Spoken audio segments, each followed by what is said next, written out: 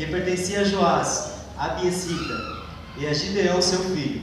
E Gideão seu filho estava malhando o trigo no lagar, para o pôr a salvo dos midianitas. Então o anjo do Senhor lhe apareceu e lhe disse: O Senhor é contigo, homem valente. Respondeu-lhe Gideão: Ai, Senhor meu, se o Senhor é conosco, por que nos sobreveio tudo isto? E que é feito de todas as suas maravilhas que os nossos pais nos contaram, dizendo: Não nos fez o Senhor subir do Egito? Porém agora o Senhor nos desamparou e nos entregou nas mãos dos midianitas. Só até aqui, amém? Põe sua cabeça por um instante. Senhor, meu Deus, meu Pai, a honra é Tua, a glória é Tua, Senhor, meu Deus, tudo aqui é feito para o Senhor, Pai, para nós glorificarmos o Teu nome. Continua falando conosco, Senhor, meu Deus, de uma forma qual nós possamos entender, Senhor, meu Deus. Eu sei, Senhor, meu Deus, que o Senhor trouxe cada vida aqui hoje, porque o Senhor tem algo especial para entregar, Senhor, meu Deus. Nos usa, Senhor, meu Deus, como um canal de bênção nessa noite. Amém. Quando nós entramos nessa passagem, nós vemos um diálogo muito interessante. Nós vemos a conversa do anjo do Senhor com Gideão. E para entender o porquê desse diálogo, nós temos que voltar um pouquinho antes, no começo do capítulo, para entender o que estava acontecendo e qual era a situação que fez com que o anjo do Senhor fosse até Gideão. E quando nós lemos o primeiro versículo desse capítulo, nós vemos que o povo de Israel desobedeceu a Deus. E por causa disso ele foi entregue nas mãos dos midianitas, que vinham com uma população imensa e saqueavam tudo que Israel tinha. A Bíblia fala que Israel semeava, mas ela não podia colher, porque no tempo da colheita os inimigos roubavam seus frutos. A Bíblia fala que por causa disso, o povo de Israel, eles fizeram covas e se escondiam dentro de cavernas. A Bíblia fala no versículo 6, que por causa dos medianitas e os amalequitas roubarem todos os frutos de Israel, tudo que Israel tinha, eles ficaram empobrecidos. Então, o povo, depois de 7 anos, clama a Deus. Perceba só uma coisa: quando Deus fala, através da palavra dele, que aquele povo, eles tinham covas e cavernas, ele traz para mim e para você que é uma condição espiritual. Quando se fala de cova, e eu pesquisei na Bíblia, sempre que se fala de cova, está falando de morte. E sempre que se fala de caverna, está falando de alguém que fugiu para essa caverna, ou seja, um lugar de refúgio. Também podemos dizer até mesmo um lugar de vergonha, onde pessoas sentem medo e se decidem se abrigar nessa caverna. Mas o interessante aqui, que nesse texto está inserido duas visões, duas realidades. Uma, a realidade de Deus para as nossas vidas, e outra, a realidade que Gideão estava vivendo e via com seus olhos. Tem situação na nossa vida que nós, por pouca força, não conseguimos vencer, e em vez de lutar, a gente se adapta a ela. Foi isso que Gideão fez. Chegou um tempo que Israel cansou de lutar, então Gideão ele teve a brilhante ideia de se adaptar a essa vida. O que ele fez? Ele foi malhar o trigo no lagar. Ele não estava fazendo algo para tirar a opressão dos midianitas. Ele apenas adaptou a sua vida àquela realidade. E veja que a primeira coisa que Deus faz é confrontar essa realidade. Porque quando Deus chega, o anjo de Deus se apresenta para Gideão, ele fala: Oi, homem valente e valoroso. Mas Gideão estava fazendo as coisas escondido. Gideão estava com medo do inimigo. Perceba que a realidade de Deus é diferente da minha e da sua realidade. A forma que o inimigo nos vê não é a forma que Deus nos enxerga. Perceba que em toda a Bíblia, sempre, as pessoas julgam pela aparência. Quando Moisés vai separar aquela briga entre os seus irmãos, entre o povo hebreu no Egito, um deles olha para Moisés e fala: Ei, você quer falar que é o nosso libertador? Você é um homicida, você matou o egípcio ontem. Moisés teve que fugir. Perceba que para os homens, Moisés era homicida, mas para Deus ele era um canal de bênção, um vaso escolhido que ele ia usar para libertar o seu povo. Quando Davi vai ser ungido, Samuel chega na casa do pai de Davi, de Jessé. Os homens que estavam naquela casa, os irmãos de Davi eram mais fortes, maiores, e Samuel cai no erro de olhar a aparência. Quando entra o primeiro, forte, bonito, fala assim, com certeza este é o rei. E Deus adverte, eu não olho como o homem vê, eu enxergo o coração. Aleluia. Deus não está preocupado com o meu e o seu exterior, Ele está preocupado com o meu e o seu interior. Perceba que quando Davi chega, para os irmãos ele era desprezado. Essa era a realidade que o homem via. Mas a realidade de Deus, Deus já via o rei de Israel, o futuro rei de Israel, aquele que ia governar Israel. Perceba que muitas vezes as pessoas olham para nós como derrotados, mas Deus já falou que nós somos mais do que vitoriosos. Essa é a realidade de Deus para as nossas vidas.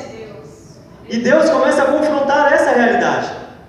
Fala, Gideão, você está passando por uma situação difícil. Os inimigos acham que você é covarde, mas para mim você é um vaso escolhido, você é valente. Quando Saulo é cego pelo brilho, pela luz do Espírito Santo, quando Jesus se apresenta para Saulo ele fica cego. Então ele vai para aquela casa e ele começa a orar. Deus levanta o profeta para ir até ele. Deus levanta Barnabé, se eu não me engano, se eu estiver errado, depois vocês me corrigem. E quando ele fica sabendo que era Saulo, ele fala, não, mas Senhor, ele era um perseguidor de cristão.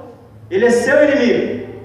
E Deus fala, não, essa é a sua visão. Para mim, ele é um vaso escolhido.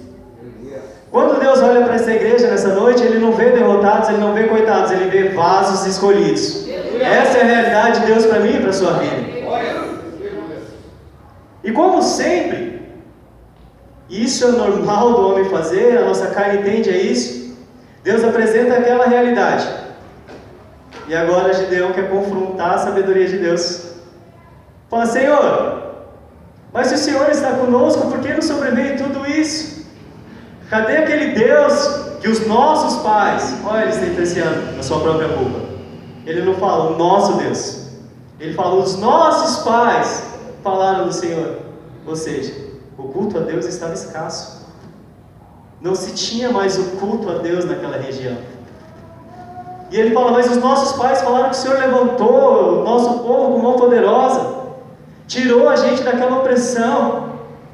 Mas por que a gente está sofrendo essa opressão agora? E mais uma vez, Deus confronta a realidade e fala assim, vai nessa tua força, porque eu vou te usar para libertar o meu povo. Aleluia. Vai nessa tua força, que eu vou te usar para libertar o meu povo. Tem horas que a gente quer mudar a situação à nossa volta, mas Deus está falando para mim e para você que a primeira mudança tem que ser interior, tem que ser dentro de nós. A nossa forma de ver, a nossa concepção, ela tem que mudar. Tem que ser diferente a nossa forma de pensar.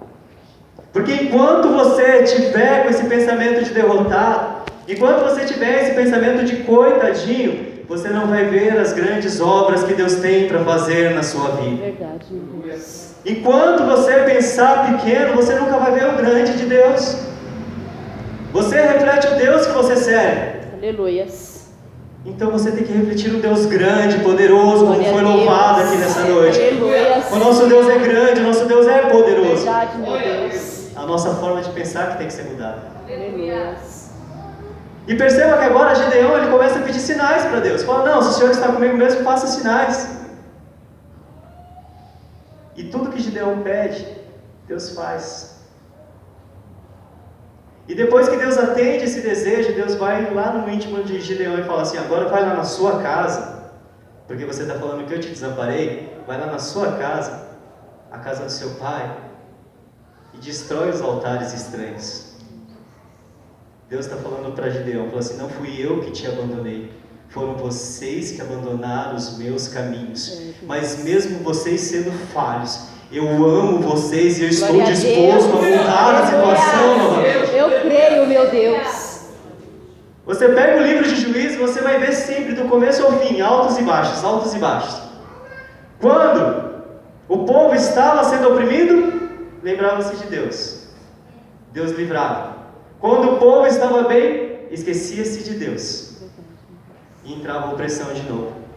Cada vez que você esquecer do Deus que você serve, o inimigo ele tem autoridade para roubar o que é seu. Mas sempre que você clama a Deus, Ele entra em seu favor e te dá 100 vezes mais. Glória a Deus. Ele retribui tudo que foi roubado. Eu creio, meu Deus. Ele restaura. Aleluia. Ele traz de volta tudo aquilo que Ele permitiu pela sua desobediência que fosse levado. Eu creio, Pai querido.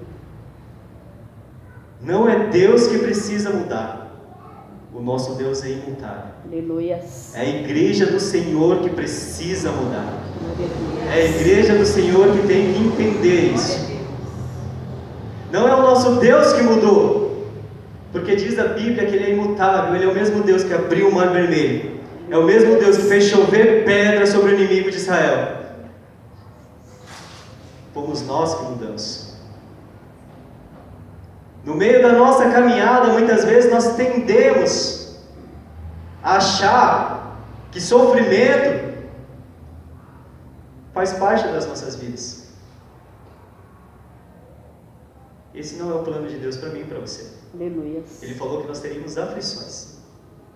Isso nós vamos ter sim. Só que Ele também disse: eu bem sei os planos que tenho para vós, os pensamentos que tenho para vós. Pensamentos de paz e não de guerra. Aleluia. Em outra passagem, Jeremias fala: o Senhor, Ele conhece o nosso coração, Ele prova os nossos rins e nos dá conforme as nossas obras. Ele nos concede conforme as nossas obras. Se você não tem obra para Deus, o que você quer de Deus? A Bíblia fala que nós não podíamos ou nós não deveríamos nos apresentar diante de Deus com as mãos vazias. Sempre que nós viéssemos nos apresentar para Deus, nós tínhamos que trazer as nossas primícias. Quando fala primícias, está querendo dizer o melhor. E às vezes a gente se entra na presença de Deus e a gente não consegue dar um glória a Deus.